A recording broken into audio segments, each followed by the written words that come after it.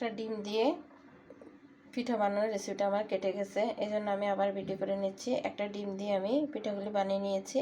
এখন আমি তেলে সেঁকে নিব। ডিমের পিঠাগুলি ভাজার জন্য আমি ফ্রাই প্যানে চুলাতে একটা ফ্রাই প্যান বসিয়ে দিয়েছি।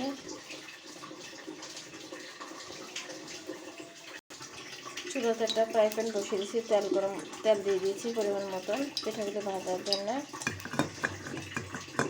তেলটা ভালো গরম হয়ে গেলে আমি পিঠাগুলি দিব। তেলটা আমার গরম হয়ে গেছে, এখন আমি পিঠা দিয়ে দিচ্ছি।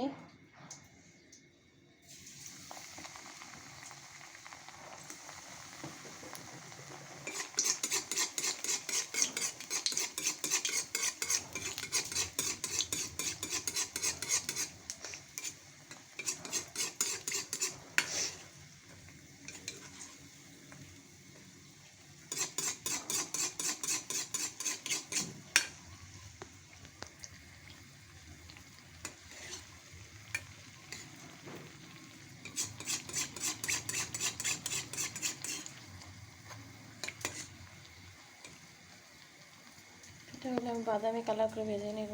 পিঠা দুটো আমার হয়ে গেছে, তুলে নিয়েছি। আরও কয়েকটা পিঠে দিয়েছি ভাজার জন্য।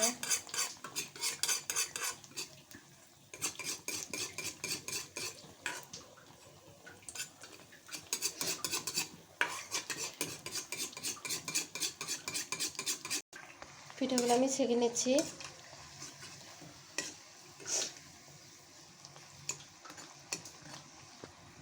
আজকে এই পর্যন্ত, সবাই ভালো থাকবেন। আর বাকি পিঠাগুলো আমি বানিয়ে নিব, ছেঁকে নিব। আল্লাহ হাফেজ।